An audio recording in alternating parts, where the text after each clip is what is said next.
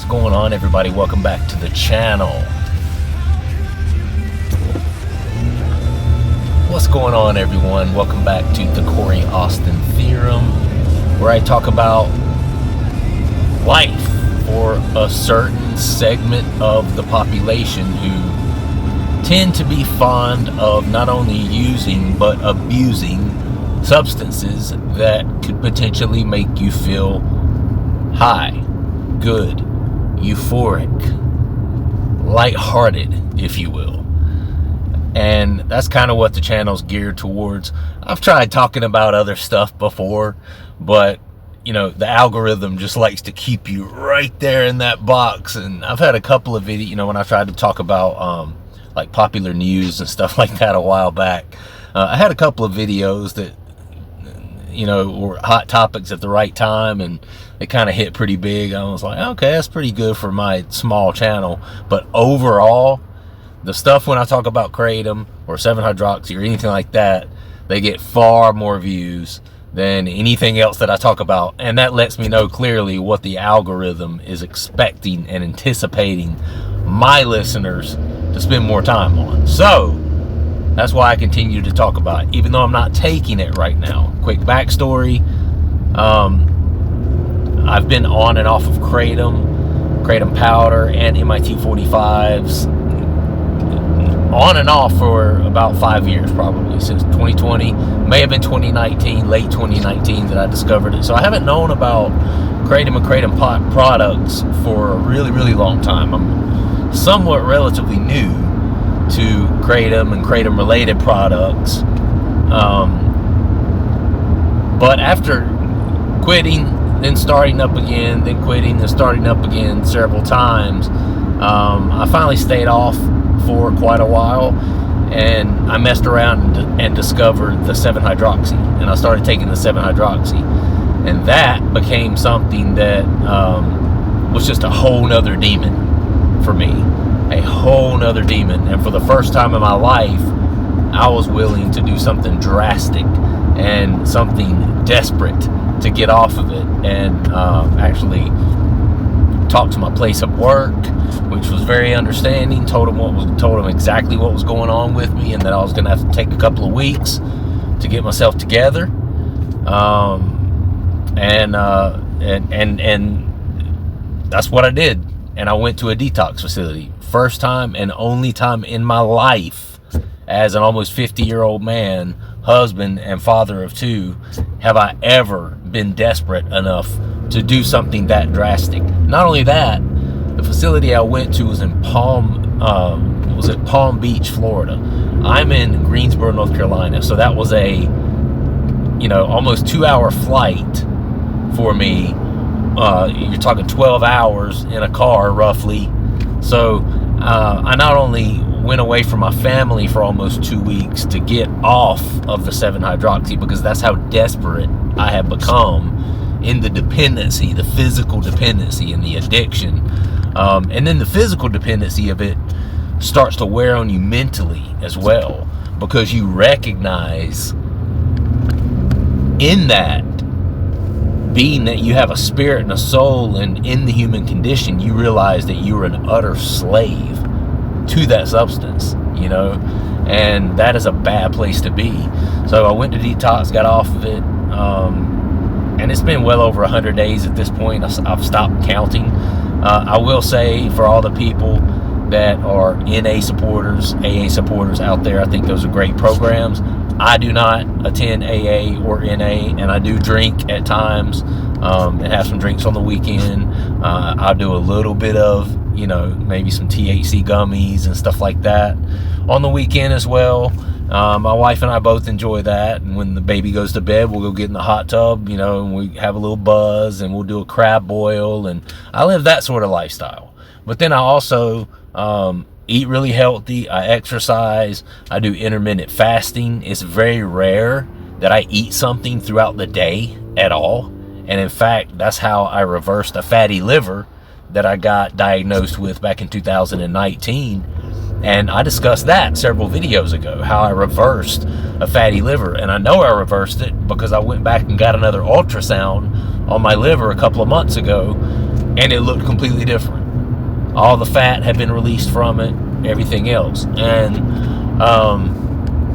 so, I talk about a lot on this channel, but one of the things that I wanted to talk about on the back of the helplessness of being involved in or taking something like that regularly was, if you do decide, and if you have decided that taking something like kratom or 7-hydroxy especially is no bueno for you, then you need to have a why and a reason as to why you want to quit, right?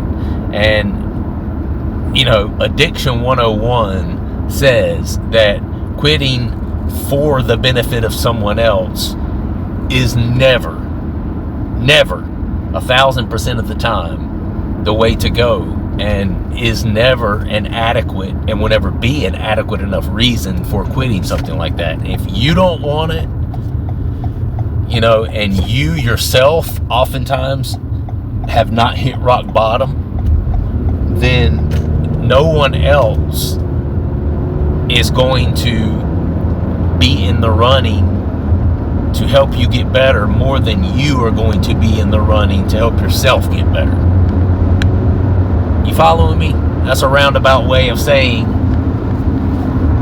if you haven't recognized it and you haven't hit rock bottom and you don't feel like you need the help, 1 million people can all be standing around pointing at you saying, oh, you're an addict, we see all the signs, you've lost everything, you've lost jobs, you've lost relationships, you've lost your freedom at times. We know that you need help, and if you yourself don't admit it, nothing's going to happen for you. Nothing. And when you start talking about the reason people want to quit, I allude to my wife, because my wife is the type of person that sickness and health, bro. She fell in love with me, and she knew that when she fell in love with me, I was a flawed man. She knew I had some demons, and she accepted me for that and has loved me through them, right? So a lot of people, sometimes there have been people to look at my channel and look at what I talk about and think, surely his wife's probably just completely against it. That's why, no. I could go home right now and tell my wife, I don't care what you say, I'm going to get 7-hydroxy. I don't care if it sent me to a detox facility, a quarter away across the country a couple of months ago or a few months ago. I don't care. I'm going to get some. She wouldn't try to stop me. She would obviously look at me like, no. And she would express, please don't do that. Please don't do that. But if I did it, she wouldn't judge me for it. She wouldn't judge me for it. She would allow me to jump back in to that if I so chose to do it. But part of that comes with the fact that she knows that I hated having to leave my family, leave my 2-year-old son for almost 2 weeks, leave my wife, leave the comfort of my own home, fly, somewhere that's 12 hours away and go to a detox facility, and all of the horror that I went through in that detox facility that first night I was there, because I couldn't start Suboxone treatment until the following morning.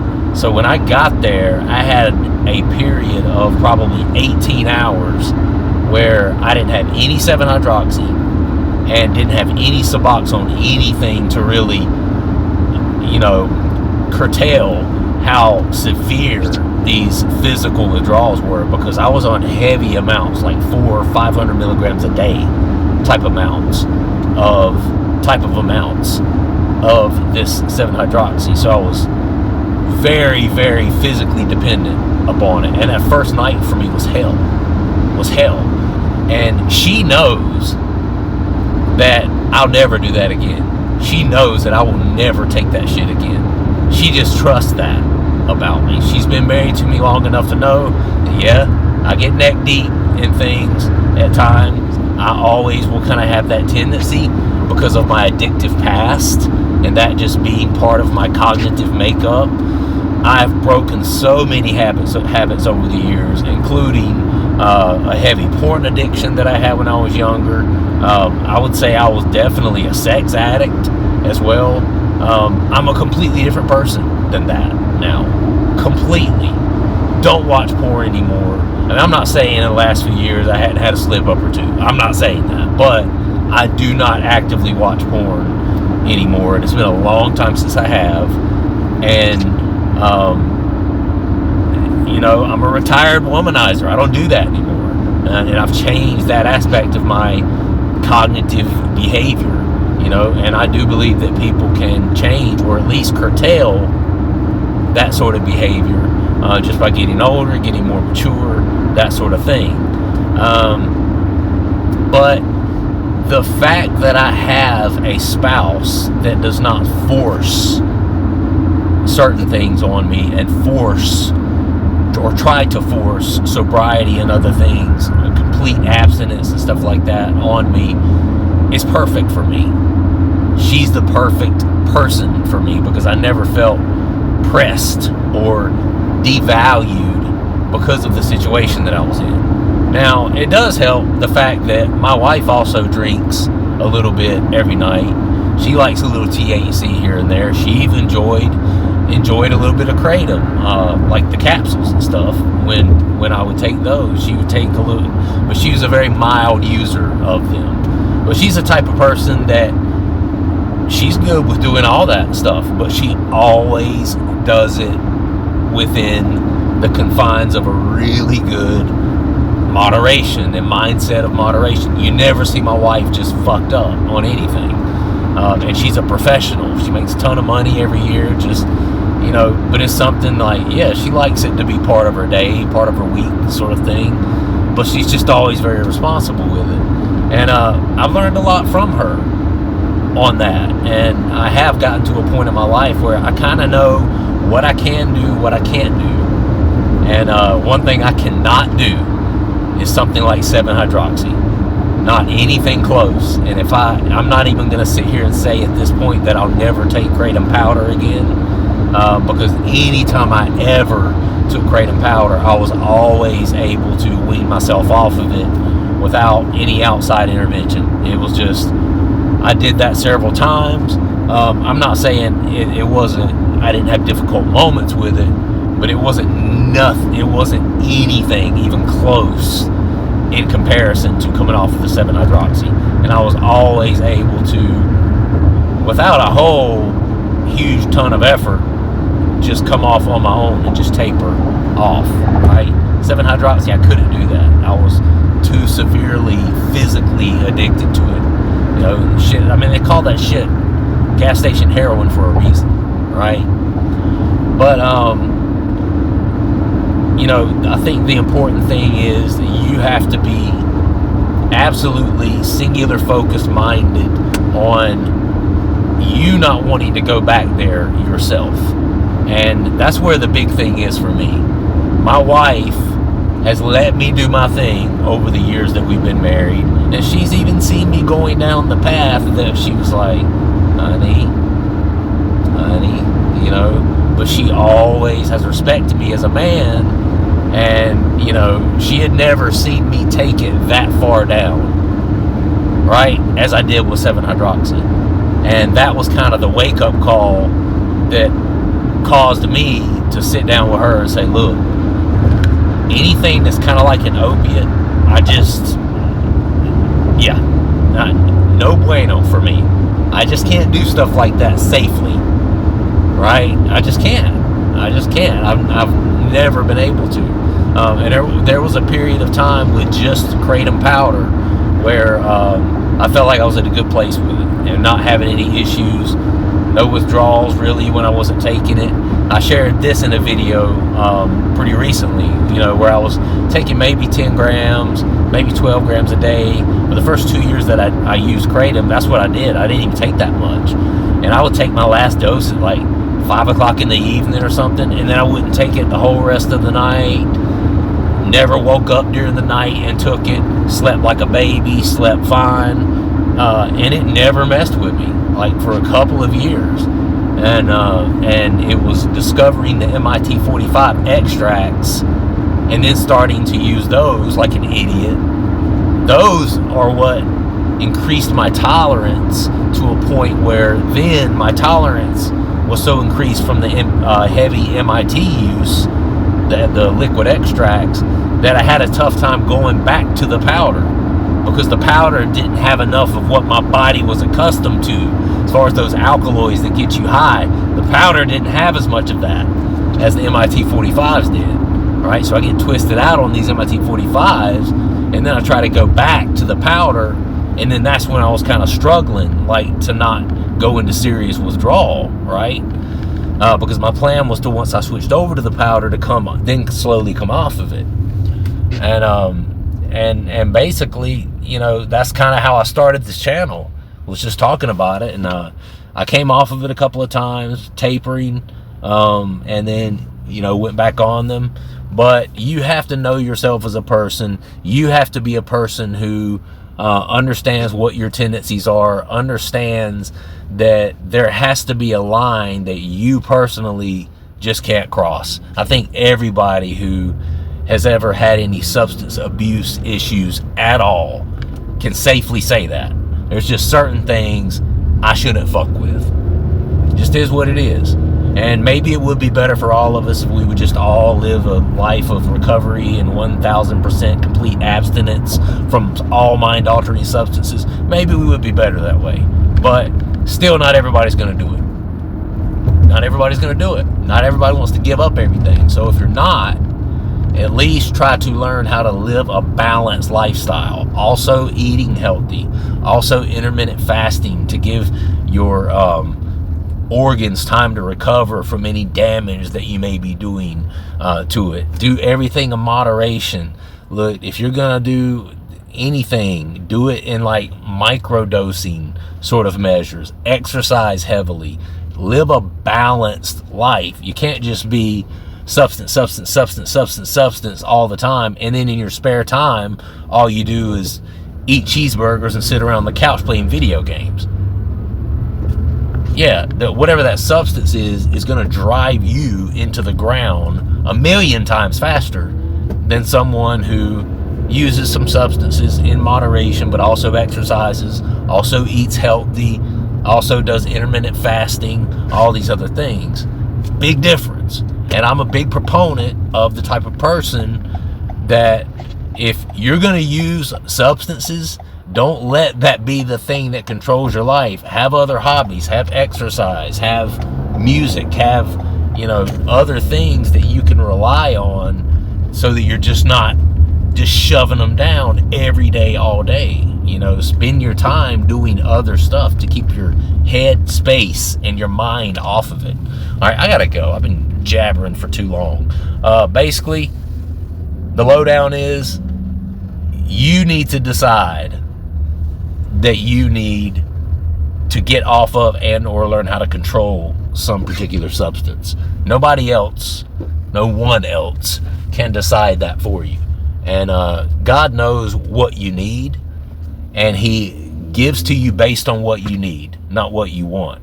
And he gave me a wife that I needed.